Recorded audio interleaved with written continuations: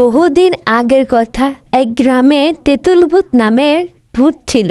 রাকেশ নামের ছেলেটি ওই রাস্তা দিয়ে হেঁটে যাচ্ছিল। সে দেখতে পেল গাছের উপরে কেউ আছে। সে দেখল ভয়ঙ্কর একটি চেহারা। সে ওখান থেকে তাড়াতাড়ি দৌড়ে তার বাসায় চলে আসলো।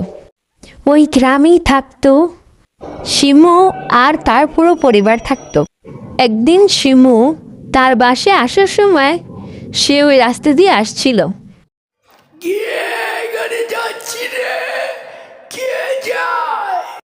গাছের উপরে ওটা কে? ওটা কি তেঁতুল ভূত?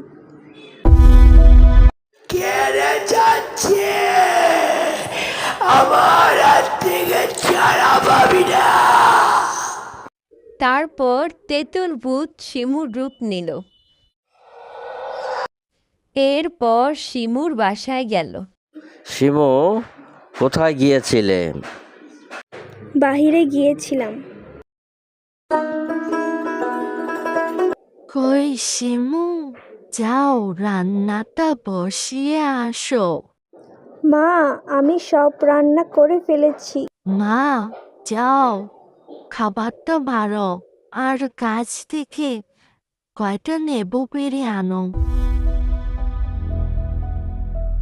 ও বাবা, এটা কে? এটা কি আমার বউ নাকি অন্য কেউ? বাবা, তোর বউটা কোনো মানুষ না, ও তেঁতুল গাছের ভূত। তুই কালই গিয়ে হুজুর ডেকে আন। তারপর তাদের বাসায় এক হুজুরকে আনা হয়। তোর নাম কি রে বাবা? কোত্থেকে এসেছিস? আমার বাড়ি এইটাই। তুই বল, তোর নাম কি? না হলে তোর খবর আছে।